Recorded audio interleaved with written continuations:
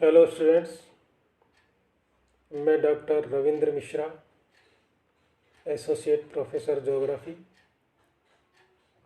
BSR government arts college Alwar. आज BA part third section B के लिए एशिया के भूगोल में टर्की के बारे में जानकारी देंगे। टर्की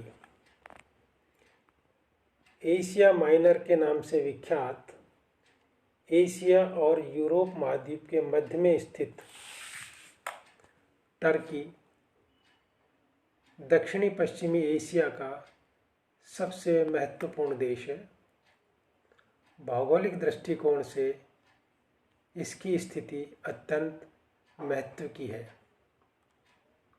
एशिया, यूरोप तथा अफ्रीका महाद्वीप के संगम स्थल के समीप स्थित टर्की एशिया का वह देश है जो बहुत महत्वपूर्ण राजनीतिक स्थिति रखता है। स्थिति एवं विस्तार। टर्की एशिया महाद्वीप के दक्षिणी पश्चिमी भाग में यूरोप तथा एशिया महाद्वीप के संगम स्थल पर स्थित है। इस देश का कुछ उत्तरी पश्चिमी भाग यूरोप महाद्वीप के अंतर्गत स्थित है। भौगोलिक स्थिति के अनुसार यह 3 और से सागरों से संबंधित है।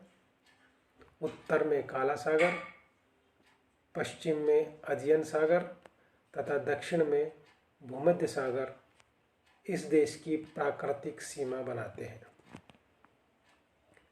टर्की 25 डिग्री 40 मिनट पूर्वी देशांतर से लेकर 44 डिग्री 50 मिनट पूर्वी देशांतर तक तथा 35 डिग्री 50 मिनट उत्तरी अक्षांश से लेकर 42 डिग्री 5 मिनट उत्तरी अक्षांश तक फैला हुआ है। टर्की का कुल क्षेत्रफल 7,80,580 वर्ग किलोमीटर है। यह पूर्व से पश्चिम अधिकतम 1440 किलोमीटर तथा उत्तर से दक्षिण अधिकतम 480 किलोमीटर लंबा एवं चौड़ा है। इस देश के उत्तर में काला सागर, पश्चिम में अजियन सागर, दक्षिण में भूमध्य सागर, सीरिया एवं इराक देश तथा पूर्व में ईरान एवं उत्तर पूर्व में जॉर्जिया स्थित है।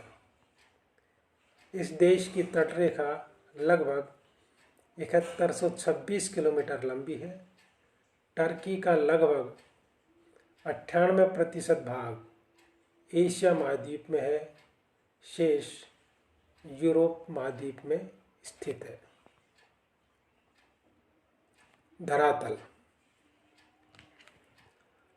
मध्य भाग में स्थित एशिया माइनर अथवा अनातोलिया का पठार टर्की की धरातलीय रूपरेखा की झांकी प्रस्तुत करते हैं। इसके उत्तर में पोंटिंग पर्वत श्रेणी तथा दक्षिण में टारास पर्वत श्रेणी स्थित है। टर्की का यह पठारी भाग आर्मीनिया तथा कुर्दिस्तान के उच्च प्रदेशों के पश्चिमी भाग में फैला हुआ है। इस पठार की औसत ऊंचाई 760 मीटर है। पठार की ऊंचाई पश्चिम की अपेक्षा पूर्व में अधिक है। पूर्व में इस पठार की ऊंचाई 1800 मीटर तथा पश्चिम में 1000 मीटर है। पश्चिम की ओर इस पठार की ऊंचाई कम हो जाती है। इसका ढाल पश्चिम में अजियन सागर की ओर है। यह पठार तस्तरीनुमा है। इसके मध्य में तुजगोल नामक खारे पानी की झील स्थित है। पूर्वी पठारी भाग पर 1800 मीटर की ऊंचाई पर वान झील स्थित है। इसका निर्माण ज्वालामुखी के लावा प्रवाह द्वारा नदी मार्ग के अवरुद्ध होने से हुआ है। नदियों के इस पठार को अनेक स्थानों पर काट दिया है। पश्चिम में अजयन सागर की ओर यह पठार उंगलियों की भांति दिखाई पड़ता है। इस पठार पर चूने के पत्थर तथा ज्वालामुखी पदार्थों की चट्टानें मिलती हैं। कुछ भागों पर ग्रेनाइट चट्टानें भी देखने को मिलती हैं। टर्की को 3 भौतिक भागों में विभाजित किया गया है।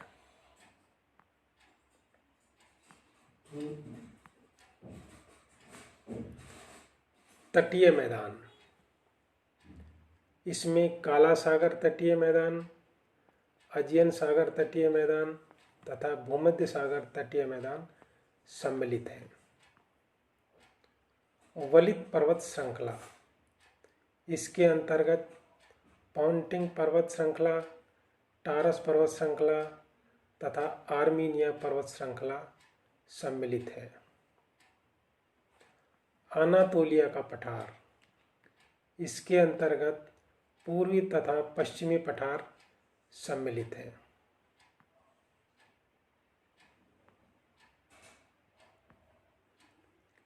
जलवायु की दशाएं, जलवायु की दशाओं के अनुसार टर्की को 4 भागों में बांटा गया है। दक्षिण एवं पश्चिमी तटीय प्रदेश, दक्षिण एवं पश्चिम तटीय प्रदेश की जलवायु पूर्णतः भूमध्य सागरीय जलवायु से मिलती है। इस भाग में शीत ऋतु ठंडी होती है तथा तापमान 3 डिग्री सेंटीग्रेड तक पहुंच जाता है। ग्रीष्म ऋतु शुष्क और गर्म होती है। वर्षा सर्दियों में होती है। उत्तरी तटीय प्रदेश, यहाँ वर्षा का वार्षिक औसत 100 सेंटीमीटर है। शीत ऋतु में औसत तापमान 8 डिग्री सेंटीग्रेड तथा ग्रीष्म ऋतु में औसत तापमान 24 डिग्री सेंटीग्रेड मिलता है। इस तटीय मैदान के उत्तरी पूर्वी भाग में 250 सेंटीमीटर तक वर्षा हो जाती है। मध्यवर्ती पठारी प्रदेश, मध्यवर्ती पठारी प्रदेश अथवा अनातोलिया के पठारी भाग की जलवायु अत्यंत शुष्क हो जाती है। इस भाग में ईरान तुल्य जलवायु मिलती है। इस भाग में शीत ऋतु बहुत ठंडी होती है और तापमान 0 डिग्री सेंटीग्रेड तक पहुंच जाता है। ऊंचे पठारी भागों पर बर्फ जम जाती है। वर्षा का वार्षिक औसत 25 सेंटीमीटर रहता है। पूर्वी उच्च आर्मीनिया प्रदेश, अनातोलिया पठार के पूर्व में स्थित आर्मीनिया की गांठ का उच्च पहाड़ी प्रदेश सबसे विषम जलवायु वाला प्रदेश है। यहाँ सर्दियों में कठोर शीत पड़ता है और तापमान -20 डिग्री तक पहुँच जाता है।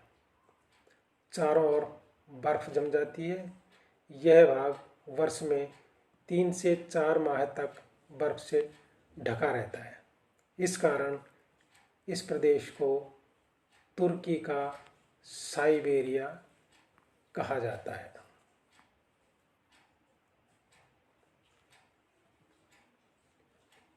आज इतना ही। अगले वीडियो में टर्की के बारे में ही, यहाँ की प्राकृतिक वनस्पति के बारे में जानकारी देंगे। आज इतना ही।